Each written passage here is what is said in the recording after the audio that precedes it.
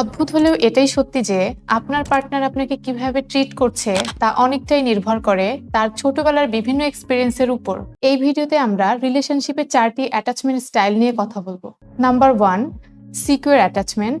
Number 2, অ্যানশাস attachment. Number 3, avoidant attachment. এবং number 4, disorganised অথবা fearful attachment style. Number 1, secure attachment. আপনার partner যদি secure attachment স্টাইলের হয় তাহলে রিলেশনশিপে সে কনফিডেন্ট থাকবে এবং আপনাকে ট্রাস্ট করবে, পাশাপাশি ক্লোজ এবং ইন্ডিপেন্ডেন্ট হতেও তিনি কমফোর্টেবল ফিল করবেন। নাম্বার 2, আপনার পার্টনার যদি অ্যানশাস অ্যাটাচমেন্ট স্টাইলের হয় তাহলে সেক্ষেত্রে তিনি আপনাকে নিয়ে অনেক বেশি ওভারথিঙ্ক করবেন, আপনার কাছ থেকে বিভিন্ন বিষয় নিয়ে বারবার রিঅ্যাসুরেন্স চাবেন এবং বিভিন্ন ক্ষেত্রে আপনার ব্যাপারে তার ট্রাস্ট ইস্যুস কাজ করবে।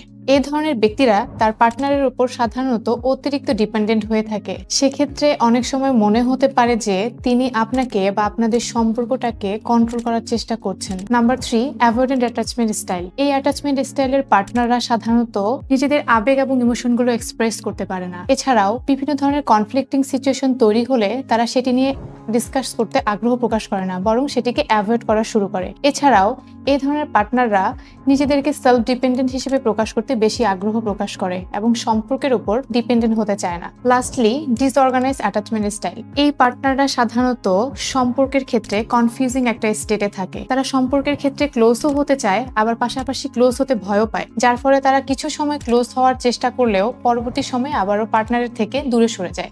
আপনারা নিজেদের অ্যাটাচমেন্ট স্টাইল ও পার্টনারের অ্যাটাচমেন্ট স্টাইল বোঝার মাধ্যমে আপনাদের সম্পর্ককে আরো বেশি উন্নত করতে পারেন। তবে যদি সম্ভব না হয় সেক্ষেত্রে আপনারা একজন মেন্টাল হেলথ প্র্যাকটিশনারের পরামর্শ নিতে পারেন। পরামর্শের জন্য আমাদের মেসেজ করতে পারেন এবং কল করতে পারেন আমাদের হটলাইন নাম্বারে।